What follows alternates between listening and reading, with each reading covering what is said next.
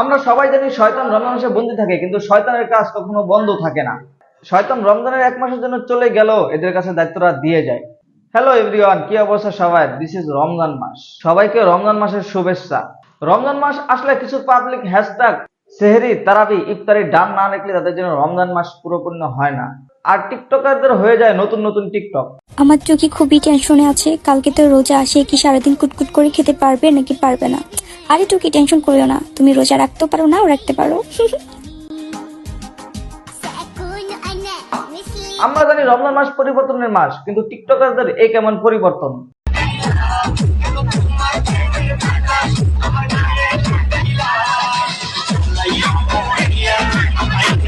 সেহরি পড়াশোনা আরবি গান আর ইফতারি পড়াশোনা হিন্দি গান। টিকটকাররা মনে করে রমজানের 1 মাস যেন তাদের কোনো গুনাহ হয় না, তাই তারা ঘুমটা দিয়ে ভিডিও বানায়। আর বাকি 11 মাস তারা কাপড় খুইলেন আছে।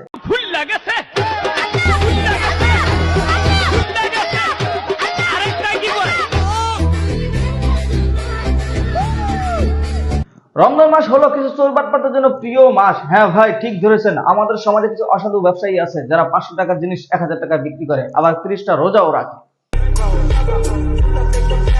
বাংলাদেশ এমন একটা দেশ, এদেশের মানুষ যদি জানতে পারে আগামীকাল কিয়ামত হবে, তাহলে কাপড়ের দামটাও বাড়িয়ে দিবে। কিছু মানুষ আছে ইফতারির পর ধরায় বিড়ি, তারাবি পড়তে যায় করে পোংটামি।